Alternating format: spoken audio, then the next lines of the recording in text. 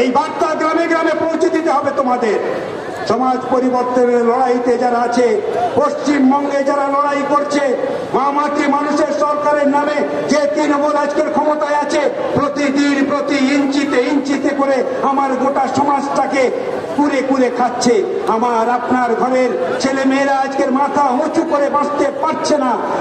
আজকের কর্মসংস্থানের দাবিতে খোলা আকাশের নিচে যখন ক্ষেত মজুর ঘরের ছেলেটা এসে লড়াই করে, তখন গ্রাম বাংলা ভালো থাকতে পারে না, গ্রামের মা বোনেরা ভালো থাকতে পারে না। আজকে তোমাদের এই যে লড়াই, তোমরা যে ফুটপাতে লড়াই করছো, কর্মসংস্থানের জন্য তোমরা যে দাবি করছো, এই দাবির পাশে গ্রামের খেটে খাওয়া একেবারে গতর বিক্রি করা মানুষটারও তোমাদের পক্ষে সায় আছে। এটা তোমরা মনে রাখবে। তোমরা আজকে যারা কলেজ স্ট্রিটে এসেছো, তোমাদের এই আন্দোলনের পাশে কেবলমাত্র তোমরা না, সারা দেশের গরিব খেটে খাওয়া কৃষক, ক্ষেত মজুর, মধ্যবিত্ত পরিবার সব তোমাদেরকে দুহাত তুলে আশীর্বাদ করছে আর বলছে আমাদের ছেলে মেয়েরাই পারে সমাজটাকে পাল্টে দিতে। ওরা বলছে আমাদের ছেলে মেয়েরা পারে নরেন্দ্র মোদীর মতন একজন সাম্প্রদায়িক শক্তির যে প্রধানমন্ত্রী, তাকেও তারা পরাস্ত করতে পারে। আজকের এভাবেই সারা দেশের মানুষ তোমাদের পক্ষে আছে। আমাদের রাজ্যটা একেবারে তলানিতে চলে গেছে। আমাদের রাজ্যটাকে বাঁচাতে হবে। এ বাঁচানোর দায় আমাদের সকলের। তৃণমূলের কিচ্ছু এসে যায় না, ওদের আত্মসম্মান বোধ বলে কিছু নেই। ওরা শুধু চাই টাকা টাকা টাকা, লুট লুট আর লুট। ওরা আমাদের মানব সম্পদের জন্য ভাবে না, আমাদের ঘরের সন্তানদের জন্য ভাবে না, আমার রাজ্যটা এগিয়ে যাক, এরা ওটা চায় না।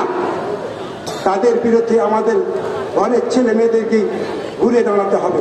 তোমাদের পক্ষেই সেটা সম্ভব, তোমরা পারবে। সেজন্যই তোরা এত আঘাত হানছে আমাদের উপরে। ছেলে মেয়েরা যাতে লেখাপড়া না শিখে তার জন্য ব্যবস্থা করো।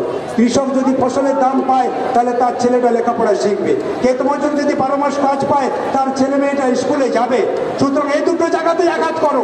আর আইসিডিএসটা যদি ভালোভাবে চলে তাহলে গ্রাম বাংলায় অপুষ্টি সন্তান না আর থাকবে না। গ্রাম বাংলায় যে সন্তান জন্মাবে তারা আর অপুষ্টি থাকবে না, ওজন তাদের বাড়বে। ফলে এই তিনটে জায়গাতে আঘাত করতে হবে, কৃষক, ক্ষেত মজুর এবং মায়েদের উপরে। এই তিনটে জায়গায় যদি আঘাত করতে পারি তাহলে ওরা দুর্বল হবে। অন্যদিকে যুব সমাজ কাজ পাবে না, তারা ডুকরে ডুকরে কাঁদবে, কিন্তু এরা কোনোদিন একটা জায়গায় হতে পারবে না। আঘাত করো এই তিনটে শক্তির উপরে। তাই তো কৃষকের উপরে আক্রমণ করা হয়েছে। কৃষক আজকে ফসলের দাম পায় না, তাই প্রতিদিন কৃষক ফসলের দাম না পেয়ে আজকের আত্মহত্যায় লাইন দিয়েছে। কৃষকের ঘরের সন্তান, সে বিএ পাস করার পর সে আর মাস্টার ডিগ্রি করতে পারে না। সে যখন তার বাবার দিকে তাকিয়ে দেখে তার বাবার যে ফসল হয়েছিল সেই ফসল বিক্রি করতে গিয়ে ঋণের টাকা শোধ করতে পারছে না, তখন সেই ছেলেটা তার বাবার পাশে গিয়ে বলতে পারে না, বাবা আমি এমএ করতে চাই, আমাকে টাকা দেয়া হোক। সে বলার সাহস পায় না, তাই বাবা মাকে না জানিয়ে সে ভিন দেশে চলে যায়। নিজের গোতর বিক্রি করার জন্য সে পরিযায়ী শ্রমিকের খাতায় নাম লেখায়। এই হচ্ছে আমাদের রাজ্য।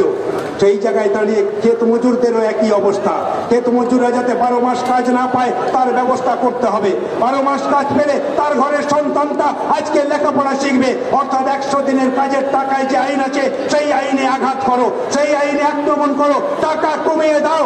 আজকের সেই আইনের বলেই টাকা কমিয়ে দেওয়া হচ্ছে, 100 দিনের কাজ থেকে মানুষ বঞ্চিত হচ্ছে। আর আমাদের রাজ্যে যারা কাজ করেছে তারা 100 দিনের টাকা থেকে বঞ্চিত হচ্ছে। এগুলো তোমাদেরকে উপলব্ধির মধ্যে আনতে হবে। গরিব কৃষক, ক্ষেত মজুর তারা গ্রামে কাজ পাচ্ছে না বলে ছুটে বেড়াচ্ছে।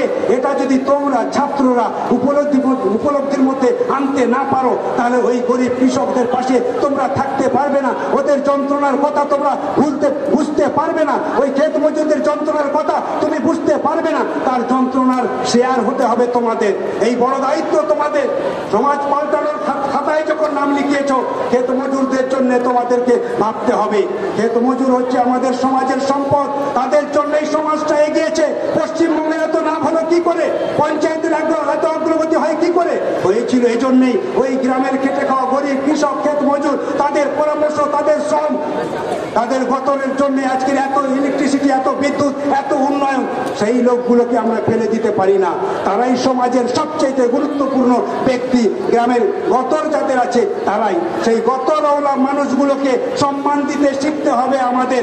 তাই যে গতরের উপরে আঘাত এসেছে সন্দেশখালীতে, সেই সন্দেশখালীর মানুষকে রক্ষা করার জন্য না, সন্দেশখালীর ওই যে বিপ্লব, ওই যে আগুন জ্বলছে, সেই আগুনটাকে সারা রাজ্যে ছড়িয়ে দিতে হবে, সারা দেশে এই খবর যাবে, সারা রাজ্যে ছড়িয়ে দেওয়ার দায়িত্ব তোমাদেরকে নিতে হবে।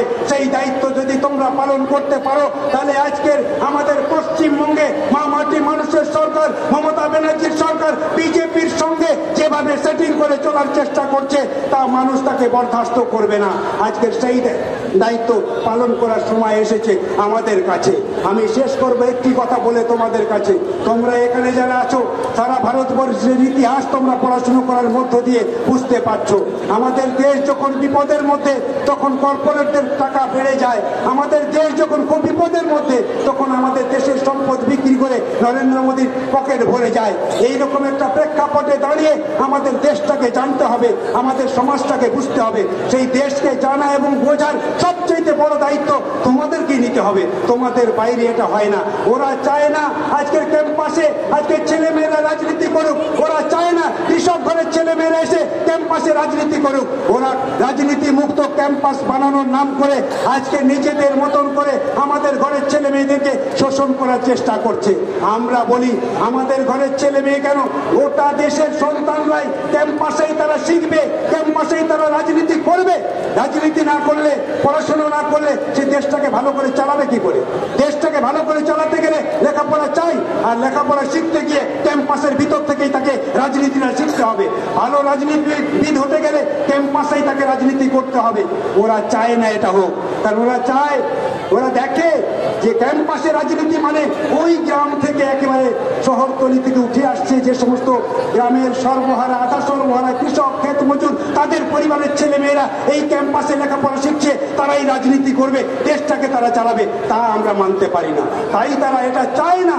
আমরা বলি যত বেশি লেখাপড়া শিখবে, যত বেশি রাজনীতি বুঝবে, তত বেশি দেশটাকে জানবে। তাই লেখাপড়া শিখেই আমার আপনার ঘরের ছেলে মেয়েরা দায়িত্ব পালন করবে দেশ পরিচালনা করার জন্য, তবেই তো দেশটা ঠিকঠাক চলবে। দেশটা ঠিকঠাক চালাতে গেলে এটা দরকার। আজকের এই যে সাম্প্রদায়িকতা কে আটকাবে? জাতিভেদ কে আটকাবে? বিভাজন কে আটকাবে? হিন্দু মুসলমান কে আটকাবে? তাহলে শিক্ষিত যুব সমাজ, ছেলে মেয়েরাই, ছাত্ররাই, তারাই বুঝবে, তারাই আটকাতে পারে এটা। সেই জন্য তাদের বড় দায়িত্ব এটা হচ্ছে নরেন্দ্র মোদীকে চ্যালেঞ্জ দেওয়ার সময় এসেছে তোমাদের কাছে, সেই কাজ তোমাদেরকে করতে হবে। আমি শেষ করব তোমাদেরকে অভিনন্দন জানিয়ে। আমি বলি আমাদের সামনে যে বিপদ, সেই বিপদ থেকে রক্ষা এমনি এমনি পাবে না তোমরা।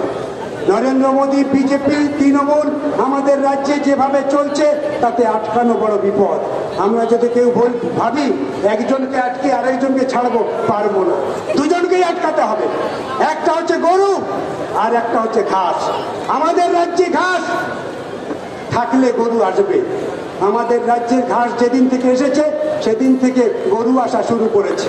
গরু ছিল না আমাদের রাজ্যে, আমাদের রাজ্যে ঘাস যেদিন আসলো সেদিন থেকে গরু আসা শুরু করেছে।